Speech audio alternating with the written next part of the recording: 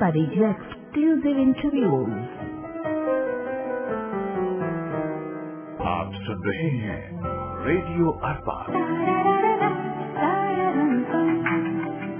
कोविड-19 करीब 1.5 साल का वक्त गुजर चुका है जब से पूरी दुनिया कोविड कोरोना पेंडेमिक शब्दों को लगातार दोहरा रही है, उसके दुष्परिणामों को झेल रही है और लगातार इस जानलेवा बीमारी से बचने के प्रयासों में जुटी हुई है।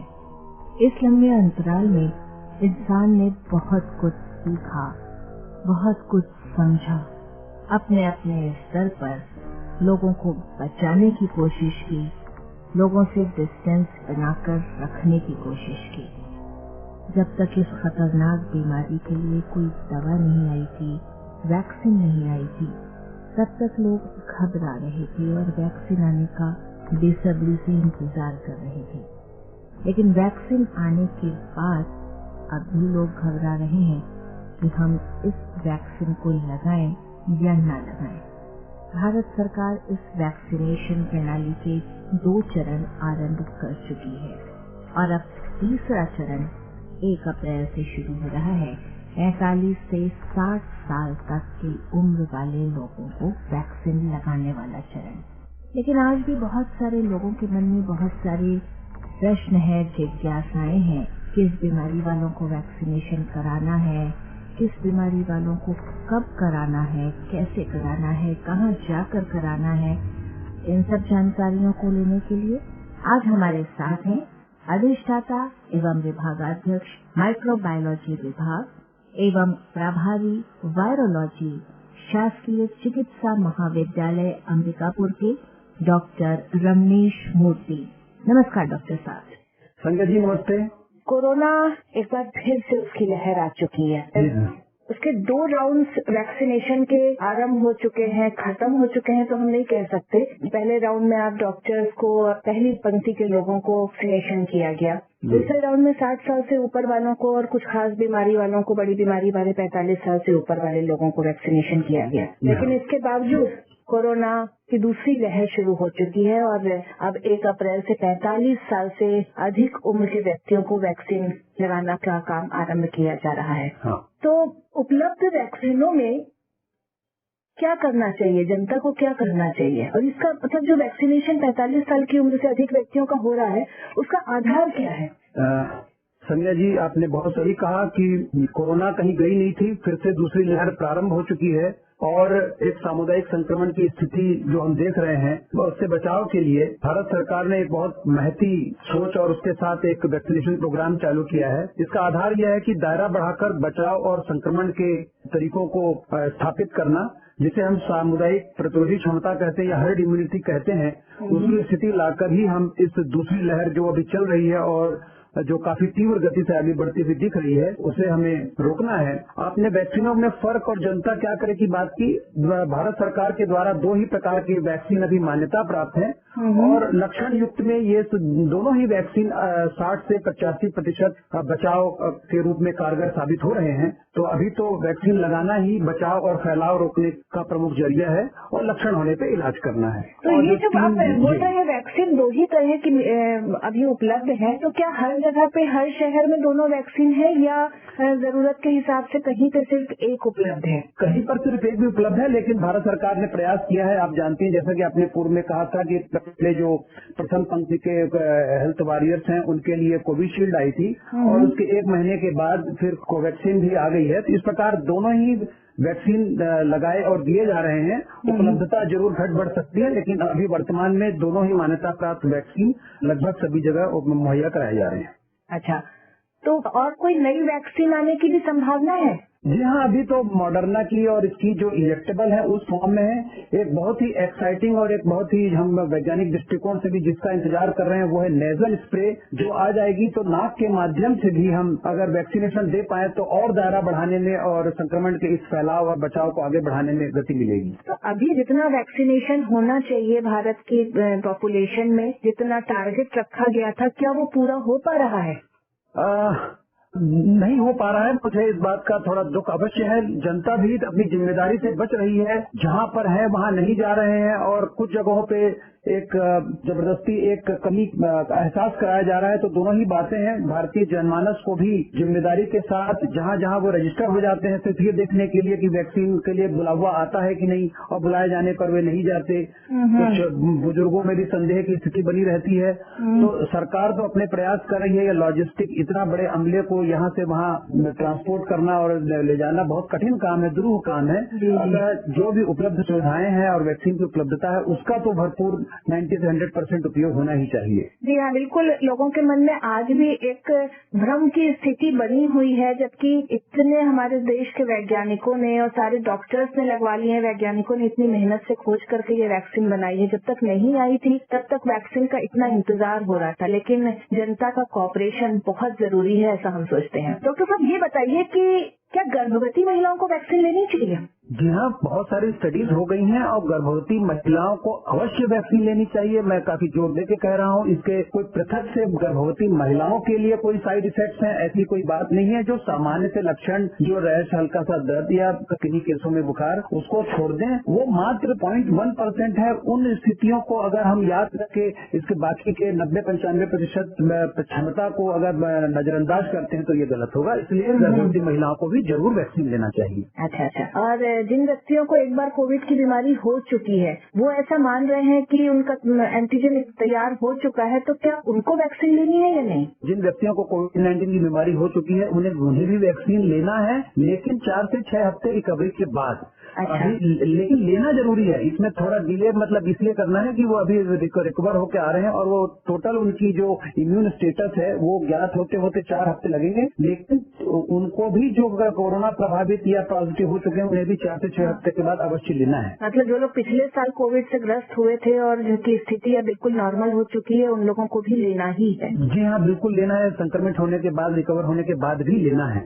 अच्छा, जो गंभीर बीमारियों से पीड़ित लोगों को वैक्सीन लेना है ऐसा कहा जा रहा है, तो ये गंभीर बीमारियां कौन सी हैं और उन लोगों को कब लेना है? गंभीर बीमारियां किडनी डिसीज, लिवर डिसीज, कुछ खास केस में asthma, hypertension, severe malignant hypertension कहते हैं। तो जो इन गंभीर बीमारियों और ऑर्गन या अंग जनित बीमारियों से पीड़ित हैं उन्हें हम गंभीर बीमारी कहेंगे। उन्हें भी लेना है, लेकिन उनके लिए तो वो कम से कम 4 से 8 हफ्ते के बाद, मतलब उनकी दवाइयां चालू होने के बाद डॉक्टरी सलाह के अंतर्गत ही उन्हें दवाइयां वैक्सीन लेना है। और दवाइयों की डोज को डॉक्टरी सलाह के बाद कुछ समय के लिए बंद करना या कम करने का निर्णय डॉक्टर ही लेंगे। तो जैसा अभी 60 साल की उम्र वालों का जो सेकेंड राउंड चल रहा था उसमें कहा गया था कि 45 साल की उम्र से ऊपर जिन लोगों को गंभीर बीमारी से पीड़ित लोग हैं उन लोगों को वैक्सीन लेनी है। अभी थर्ड राउंड में मान लीजिए कोई यंगस्टर है, अस्थमा का पेशेंट या बीपी का पेशेंट, तो क्या ऐसे लोग भी वैक्सीन ले पाएंगे? जी हाँ, ऐसे लोग भी वैक्सीन ले पाएंगे। अब तो आपने देखा होगा इसको लगातार इसका दायरा बढ़ाए जाने के निर्णय के स्वरूप में सर्टिफिकेशन की भी आवश्यकता को खत्म कर दिया गया है। अच्छा। तो बहुत ही क्रांतिकारी और बदलाव ला रहे हैं ताकि इसके दायरे को बहुत फैलाया जा सके। और जैसा आपने कहा कि उम्र की कोई बहुत प्रतिबद्धता नहीं है, अगर वो डॉक्टर को समझते हैं कि उसकी आवश्यकता है तो विशेष परिस्थिति में उन्हें लगा दिया भी जा सकता है। अस्थमा की तो बात हुई, डायबिटीज वाले व्यक्तियों को भी क्या वैक्सीन जल्दी से जल्दी लेनी है? हाँ, डायबिटीज वाले व्यक्तियों को भी वैक्सीन लेना है। बस मैं इतना कहना चाहूंगा कि जरूर कुछ खाकर ही वैक्सीन लें। अस्थमा और डायबिटीज के मरीजों के लिए मेरा एक सुझाव रहेगा कि कुछ खा के अवश्य जाएं। अच्छा, ये भी कहा जा रहा है कि ये वैक्सीन बहुत ज्यादा गर्म है, तो जो लोग ड्रिंक्स लेते हैं या अल्कोहल का सेवन करते हैं उन लोगों को बिल्कुल प्रतिबंधित है कुछ दिनों तक। ये कहाँ तक सही खबर है? देखिए, मैं वैज्ञानिक आधार पे उसकी कोई इंटरेक्शन नहीं आई है, लेकिन आप उसको किसी भी दवा के स्वरूप में, वैक्सीन के स्वरूप में अगर लेते हैं तो धूम्रपान, सिगरेट या अल्कोहल, क्योंकि ये लीवर बीमारियों को और लंग्स में असर डालती है और ये दोनों ही हमारे प्रतिरोधी के वाहक हैं या ऑर्गन रिस्पॉन्सिबल फॉर इम्यूनिटी हैं, तो ऐसी स्थिति में निश्चित रूप से इन्हें प्रतिबंधित रखा जाना चाहिए। इनका सीधा अगर उससे संबंध नहीं भी है तो प्रतिरोधी क्षमता दवा की कमी लाने में ये एक कड़ी साबित हो सकती है। अतः प्रतिबंध तो अवश्य करना चाहिए और संयम बरतना चाहिए। ये तो वैसे भी हमेशा ही संयम बरतना चाहिए और प्रतिबंधित होना चाहिए। वैक्सीन के साथ इस बात को यूं भी हमें नहीं जोड़ना चाहिए। अच्छा, कैंसर पीड़ित लोग भी हमारे क्षेत्र में बहुत सारे हैं, उन लोगों को वैक्सीन के लिए क्या नियम है? कैंसर पीड़ितों को भी वैक्सीन देना है, लेकिन वो जिस दवाई पे है, दवाई के भी कैंसर के अलग अलग, चूंकि जैसे कैंसर के अलग अलग प्रकार हैं, अलग अलग स्टेजेस हैं, तो उसी के हिसाब से दवाइयों का निर्धारण भी अलग अलग होता है। तो कुछ दवाइयां जैसे मेथोट्रेक्सेट है, स्टीरॉइड्स है या रुटिक्सिमिब है, ऐसी कई दवाइयां हैं जो उन्हें आपको वैक्सीनेशन के 2 हफ्ते पहले या 2 हफ्ते बाद उसे चालू करना है। तो डॉक्टरी सलाह से ही, जैसा मैं पुनः दोहरा रहा हूँ, कैंसर पीड़ितों को या विशेष दवाई वालों को अपने डॉक्टरी सलाह से ही वैक्सीन की तिथि तय करना चाहिए कि वो उसकी अवधि 2 हफ्ते बाद होगी और दवाई कम किया जाना है या बंद किया जाना है। तो वो निर्णय स्वयं का न होकर डॉक्टरी सलाह के अंतर्गत ही होना चाहिए। बोन मैरो ट्रांसप्लांट करने वाले लोगों को भी वैक्सीन देनी है? जी हाँ, बोन मैरो ट्रांसप्लांट को भी देनी है, लेकिन बोन मैरो ट्रांसप्लांट के 3 महीने के बाद, लगभग 8 से 10 हफ्ते या 3 महीने रखने से, तो लगभग 3 महीने के बाद बोन मैरो ट्रांसप्लांट वालों को भी वैक्सीन देनी है। अच्छा, बहुत सारी छोटी बड़ी सर्जरी जो है लोग अपनी पोस्टपोन करा रहे हैं, या जहाँ पे पोस्टपोन हो सकती है कि किसी को बिल्कुल इमरजेंसी में सर्जरी करवानी पड़ रही है, तो इन लोगों के लिए वैक्सीन के क्या नियम है? देखिए, बहुत ही सामयिक सवाल पूछा आपने। जो जनमानस में इस दुविधा की संशय की स्थिति बनी रहती है, जिन्हें सर्जरी के लिए जो जा रहे हैं उन्हें भी वैक्सीन लेना है, लेकिन सर्जरी के 2 हफ्ते पहले, अगर वो प्लान्ड सर्जरी है तो उसके कम से कम 2 से 3 हफ्ते पहले वे वैक्सीन लगा लें और उसके बाद फिर सर्जरी करवाएं।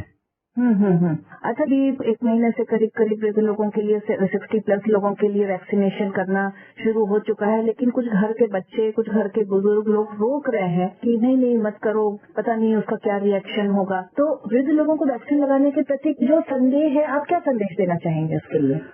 वृद्ध लोग तो हेल्थ केयर वर्कर्स के समान ही प्रथम पंक्ति के वॉरियर्स हैं, क्योंकि सबसे ज्यादा संक्रमित होने की संभावना उन्हीं की है। और वृद्ध लोगों को बीमारी से बचाना और ओवरऑल जो सामाजिक और पारिवारिक स्थिति है उसको देखते हुए मैं तो यही संदेश दूंगा कि वृद्ध लोगों में वैक्सीन लगाने के प्रति जो भी संदेह है वो निराधार है और उन्हें तो प्राथमिकता के आधार पर पहले वैक्सीन लगवाना चाहिए। अच्छा, तो उनको भी क्या डॉक्टर से पूछ के, या उनकी क्या स्थिति है, किसी को कभी बुजुर्ग को कुछ छोटी मोटी कभी बीपी बढ़ा है, कभी लूज मोशन हो रहे हैं, तो ऐसे में भी क्या कभी भी लगाया जा सकता है? नहीं, कभी भी नहीं। इसीलिए मैंने कहा कि चूंकि अब ओपन हो चुका है दायरा, तो हमें कम से कम 1 से 2 हफ्ते पहले डॉक्टरी सलाह ले लेनी चाहिए कि इमरजेंसी की कब वैक्सीन लिया जाना है, और उसके आधार पर, लेकिन प्राथमिकता के आधार पर बिना चूक के वैक्सीन लेना है।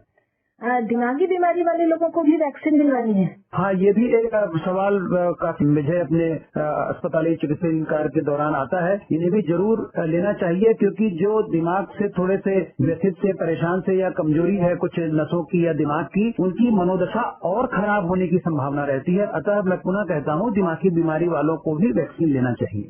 अच्छा, जैसे जो दिल के रोगी होते हैं या फिर जो लोग और खून पतला करने वाली दवाइयाँ लेते हैं, उनके लिए कोई खास नियम? नहीं, उनके लिए भी वही सामान्य है, उन्हें भी वैक्सीन लेना है। जो जैसे आपने खून पतला करने की बात कही, एस्पिरिन है या क्लोपिडोग्रेल है, जो ऐसी दवाइयाँ चल रही हैं, उन्हें भी वैक्सीन, दिल के मरीज, उन्हें भी ये वैक्सीन लेना चाहिए। अच्छा, जैसे एक डोज ले ली है वैक्सीन की, उसके 1 महीने बाद या 6 हफ्ते 8 हफ्ते बाद वो भी ली जा रही है, तो क्या एक डोज के बाद व्यक्ति अपने आप को थोड़ा सा फ्री समझे कि पूरी तरह से अपने आप को मान सकता है कि हम वैक्सीनेटेड हो चुके हैं?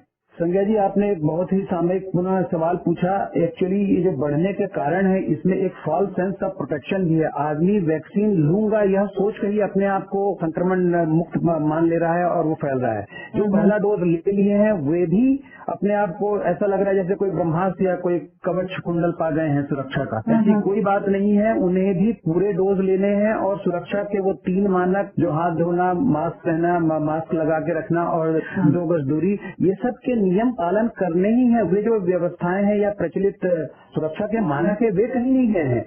यह वैक्सीन हमें फॉल्स सेंस ऑफ प्रोटेक्शन न दे या फिर प्रोटेक्शन दे। हमें अपनी जिम्मेदारियों के प्रति और अपने सतर्कता में चूक नहीं लानी है। अच्छा, लोगों को जैसे एक जगह से दूसरी जगह सफर करना है बाई ट्रेन या बाई रोड, अब पिछले साल से स्थितियां काफी बदल चुकी हैं। इस समय फिर से कोरोना की दूसरी लहर के बाद स्ट्रिक्टनेस सरकार और सब तरफ से बहुत हो रही है, तो उन लोगों के लिए आप क्या कहना चाहेंगे? देखिए, यथासंभव इमरजेंसी होगा तो आप इमरजेंसी की पर्ची अवश्य साथ में रखें। जो आपके घर परिवार में कुछ घटित हो रहा है वो किस कारणवश जा रहे हैं, बिना प्रयोजन न निकले। गाड़ी के कागजात के साथ साथ अपना वैक्सीनेशन स्टेटस और अपना वैक्सीन यथासंभव उम्र के आधार पर, प्राथमिकता के आधार पर आप वैक्सीन लगवा कर ही निकलें, ताकि आपको रोके जाने पर या पूछे जाने पर आप अपने कार्य का प्रयोजन बता सकें। तो पहला अपना वैक्सीन स्टेटस तैयार रखें और किस प्रयोजन से आप जा रहे हैं उसका कारण मेडिकल या अन्यथा जो भी वाजिब कारण हो उसके साथ रखकर ही निकलें। और यथासंभव जहां तक संभव हो सके अपने यात्रा को टालें जब तक कि वो बहुत अत्यावश्यक न हो। चलिए, बहुत बहुत धन्यवाद डॉक्टर रमेश, आपने इतनी अच्छी और सटीक जानकारी हमारे श्रोताओं को उपलब्ध करवाई है। पर रेडियो की तरफ से आपका बहुत बहुत धन्यवाद। धन्यवाद संजय जी। हर रेडियो एक्सक्लूसिव इंटरव्यूज। अभी आप सुन रहे थे वैक्सीनेशन के तीसरे चरण और विभिन्न गंभीर बीमारियों में कब और कैसे करवाएं वैक्सीनेशन, इस संदर्भ में अधिष्ठाता एवं विभागाध्यक्ष माइक्रोबायोलॉजी एवं प्रभारी वायरोलॉजी विभाग, शासकीय चिकित्सा महाविद्यालय अंबिकापुर के डॉक्टर रमेश मूर्ति से संज्ञा टंडन की बातचीत। आप सुन रहे हैं रेडियो अर्पा।